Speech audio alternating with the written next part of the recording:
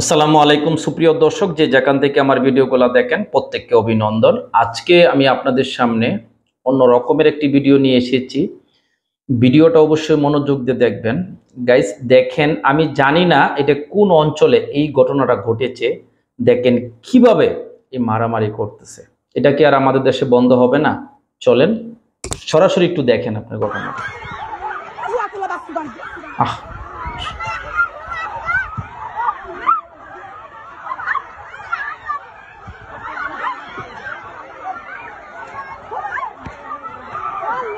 Guys আপনারা দেখতে পেরেছেন, এই ধরনের ভিডিও প্রায় সময় দেখা যায়। বেশিরভাগ ব্রাহ্মণবাড়িয়া, তারপরে আমাদের কিশোরগঞ্জ এলাকাও কিন্তু এই ধরনের ঘটনা অনেক ঘটেছে। কিন্তু এই দাঁড়িনকা দেখতেছি বেশি বেশি কিন্তু এই ধরনের ঘটনা ঘটতেছে গ্রামগঞ্জে।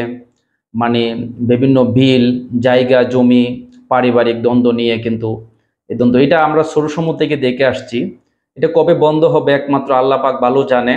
আমি মনে করব যারা রাজনীতিবিদ আছেন, ইউনিয়ন চেয়ারম্যান, মেম্বার, গ্রামের বিচারকরা যারা আছেন, এরা যদি একটু এগুলা খেয়াল রাখেন, আমার মনে হয় না এই ধরনের আসলে দ্বন্দ্বটা। দেখেন ছেলে মেয়ে মানে মহিলারা সবাই মিলে কিন্তু মারামারি করতেছে, যে যা পাইছে তাই নিয়ে কিন্তু বাইরে বাড়ি করতেছে। কি যে একটা কষ্ট লাগে এগুলা দেখলে, আমি জানি না, আমার কাছে খুব খারাপ লাগে। দেখেন অনেক মহিলারাও কিন্তু বাইরে বাড়ি করতেছে, কিন্তু পুরুষ মহিলাকে মারতেছে, মহিলা পুরুষদের মারতেছে। এটা কোনো আসলে যুক্তিসঙ্গত আপনারা বলেন? আমার কাছে খুব খারাপ লাগে। এগুলা যে গ্রামে ঘটে না কেন, কিছু গ্রামের বিচার সালিশ কিছু লোকজন আছে, ওদেরকে আগে আসলে কিছু ঠিক করতে হবে। দেখবেন কিছু লোকজন আছে কিন্তু গ্যাঞ্জাম লাগিয়ে দেওয়ার জন্য চেষ্টা করে, লাগিয়ে দিয়ে আবার উনি সে ভাঙানোর চেষ্টা করে। এই ধরনের বিচারক বা এই প্রতারক বিচারক থেকে আপনারা সতর্ক থাকতে হবে। গ্রামগঞ্জে একটা মানুষ যখনই সালিশের জন্য আসে আপনার কাছে, আসার পরে দেখ কিভাবে আপনি এটা সলভ করবেন এই চিন্তাই রাখবেন মাথার মধ্যে। অনেক কিন্তু আছে যে দুই গ্রুপে মানে ঝগড়া লাগে, তারপরে সে কিন্তু আবার বিচার করতে আসে এবং মীমাংসা করতে আসে।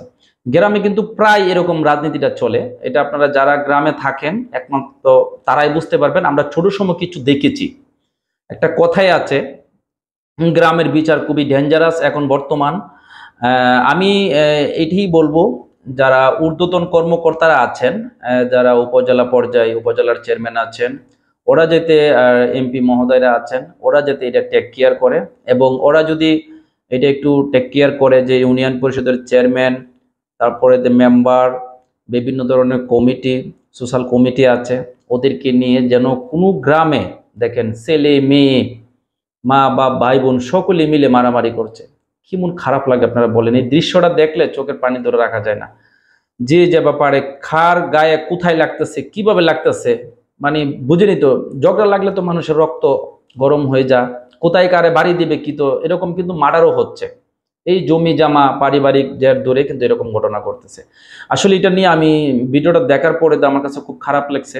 আরো অনেকদিন আগেও আমি এগুলা ভিডিও দেখেছি। যারা এই ধরনের মানে ঝগড়া বিবাদ লেগে থাকেন, আমি মনে করবো তারা সতর্ক হয়ে যান। আমার ভিডিওটা লম্বা করতে চাচ্ছি না। যারা আমার চ্যানেলটি সাবস্ক্রাইব করেন নাই তারা সাবস্ক্রাইব করে দিবেন, আর যারা করেছেন তারা বেল আইকনটি বাজিয়ে দিবেন, ফেসবুক পেজটা ফলো দিবেন, লাইক দিবেন, শেয়ার দিবেন। ভিডিওটা আজকে পর্যন্তই। সবাই ভালো থাকবেন, সুস্থ থাকবেন। আসসালামু আলাইকুম।